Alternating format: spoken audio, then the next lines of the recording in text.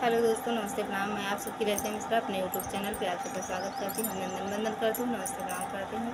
तो आप सबको एक बहुत ही प्यारा माता रानी का हवन गीत सुनाऊंगी, तो आप लोग सुनिए और कमेंट में बताना कैसा लगा हवन गीत आप लोग को।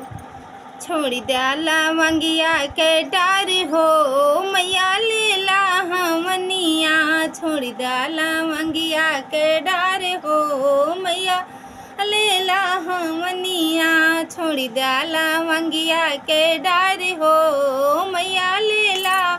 हमनिया। जाओ मोरी मैया दुअरवा ना चिन्हू, जाओ मोरी मैया दुअरवा ना चिन्हू, दुअरा पे निमिया निशान हो मैया लेला हमनिया, दुअरा पे निमिया निशान हो मैया लेला हमनिया, छोड़ी द्याला मंगिया के डार हो मैया लेला हमनिया, छोड़ी द्याला मंगिया के डार हो मैया लेला हमनिया। जाओ मोरी मैया आंगनवा ना चिन्हू, जाओ मोरी मैया आंगनवा ना चिन्हू, अंगना माँ कलसा तोहार हो मैया लेला हमनिया, अंगना माँ कलसा तोहार हो मैया लेला हमनिया, छोड़ी द्याला मंगिया के डार हो मैया लेला हमनिया, छोड़ी द्याला मंगिया के डार हो मैया लेला हमनिया। जाओ मोरी मैया,